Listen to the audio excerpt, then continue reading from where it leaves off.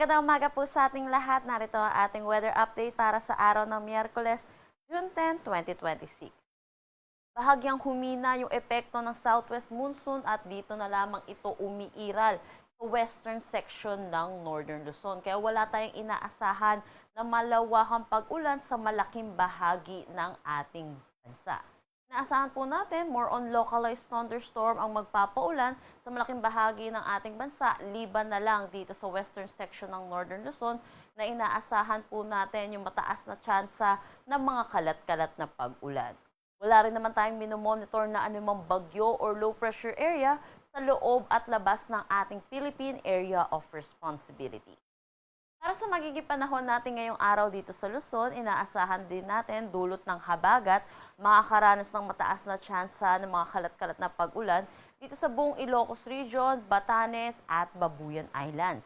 Samantala, para naman sa Metro Manila at nalalabing bahagi ng Luzon, asahan natin ang maaliwalas na panahon. Pero yun din po, asahan din natin yung init at alinsangan, lalo na sa tanghali hanggang hapon na may mataas na tsansa ng mga localized thunderstorm, lalo na sa hapon at sa gabi. Agwat ng temperatura para sa Metro Manila, 27 to 33 degrees Celsius, Lawag, 25 to 32 degrees Celsius. For Tuguegarao, asahan natin ang 26 to 36 degrees Celsius, Baguio 17 to 24 degrees Celsius, Tagaytay 24 to 33 degrees Celsius at Legazpi 25 to 32 degrees Celsius.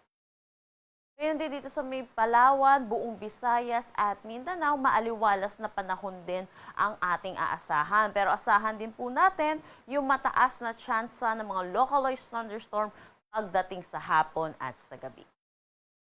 Agwat ng temperatura para sa Calayan Islands at Puerto Princesa, 26 to 33 degrees Celsius. For Iloilo, 25 to 33 degrees Celsius. Cebu at Tacloban, 27 to 33 degrees Celsius. For Cagayan de Oro, 26 to 32 degrees Celsius. Zamboanga, 24 to 34 degrees Celsius. At Davao, 26 to 33 degrees Celsius. Wala naman tayong nakataas na anumang gale warning sa anumang seaboards ng ating bansa. Ang sunrise mamaya ay 5:26 a.m. at ang sunset mamaya ay 6:25 p.m. Para sa karagdagang impormasyon, bisitahin ang aming mga social media pages at ang aming website pag-asa.dost.gov.ph. At yan po muna ang latest dito sa Pag-asa Weather Forecasting Center.